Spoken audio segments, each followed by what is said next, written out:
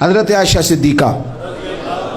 رضی اللہ تعالیٰ عنہ فرماتی ہیں ایک عورت تھی اور اسے نبی پاک صلی اللہ تعالیٰ علیہ وسلم نے وہ کلمہ پڑھ کے مسلمان ہوئی، مدینہ طیبہ آ گئی تو حضور نے مسجد نبوی شریف میں اس کے لیے مکان،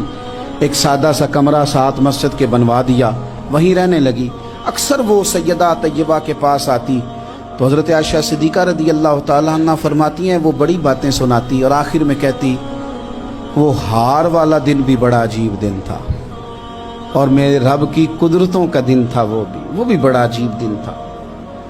سیدہ عائشہ صدیقہ رضی اللہ تعالیٰ عنہ ایک دن فرمانے لگی کہ تو ہار والے دن کا بڑا ذکر کرتی ہے، وہ کیا دن تھا؟ تو خاتون کہنے لگی اماں جی وہ دن تھا جب میرے رب پر بھروسہ اور مضبوط ہو گیا،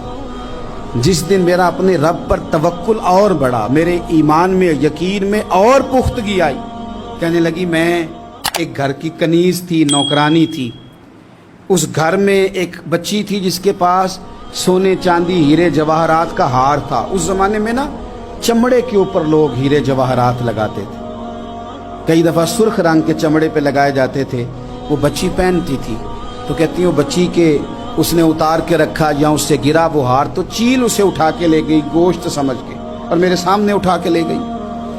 گھر والوں نے مجھ سے پوچھا، یہ بخاری میں موجود ہے، گھر والوں نے پوچھا مجھ سے کہ وہ ہار کہاں ہے تو میں نے کہا چیل اٹھا کے لے گئی۔ گھر میں کچھ چوری ہو جائے تو سب سے پہلا الزام کس پہ لگتا ہے؟ ملازمین پہ۔ کہتے انہوں نے مجھے بڑا مارا، بڑی تکلیف تھی، حتیٰ کہ میری شرمگاہ تک کی تلاشی، میری عزت اتنی خراب کی میں بتا نہیں سکتی۔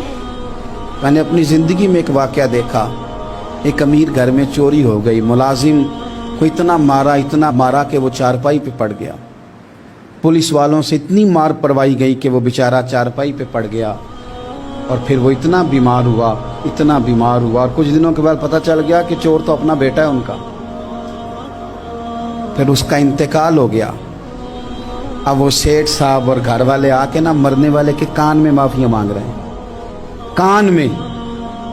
تو میں نے ان سے پھر کہا تھا کہ یہ تو اب چلا گیا ہے، تمہارا زور چلتا تھا نا تو تم نے قانون خریدا اور تم نے اسے جتنا ہو سکا تم نے اسے مار پڑوائی،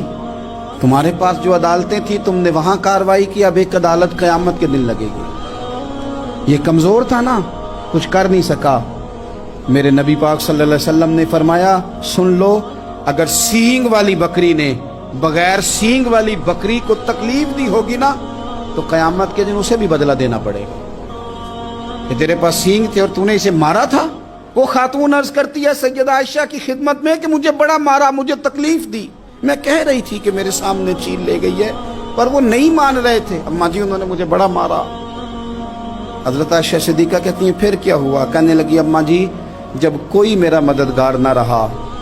مجھے تکلیف دے رہے تھے، رسوا کر رہے تھے، تو میں نے اپنے رب سے مدد چاہی، میرے رب کی طرف میں نے توجہ کی، میں نے کہا مالک اب تو ہی میرا مددگار ہے۔ کہتی ہے وہ مجھے مار رہے تھے تو وہ چیل جو ہار لے گئی تھی وہی لے کے واپس آ گئی اور ہمارے سروں کے قریب لا کے اس نے جب اس ہار کو پھینکا وہ مجھے چھوڑ کے سائیڈ پہ ہوئے، وہ میری بے گناہی جان گئے، لیکن آپ کو بتاؤں اس دن سے میرا اپنے رب پر یقین اور بڑھ گیا۔ مجھے سمجھ آ گئی کہ جب انسان پورا ٹوٹ جاتا ہے اور جب کوئی چاروں جانب اس کا مددگار نہیں ہوتا تو رب تو ہوتا ہے نا، اللہ تو اس کا مددگار ہوتا ہے نا، وہ تو پھر اپنے اس بندے کی مدد کرتا ہے نا، پھر وہ تو توانائی دیتا ہے نا، وہ تنہا نہیں چھوڑتا، وہ تو آنسوؤں والوں کے آنسوؤں پہ بڑا کرم فرماتا ہے، وہ تو قسم پرسی میں آ جاتا ہے، اس کی رحمت بڑھ کے استقبال کر لیتا ہے۔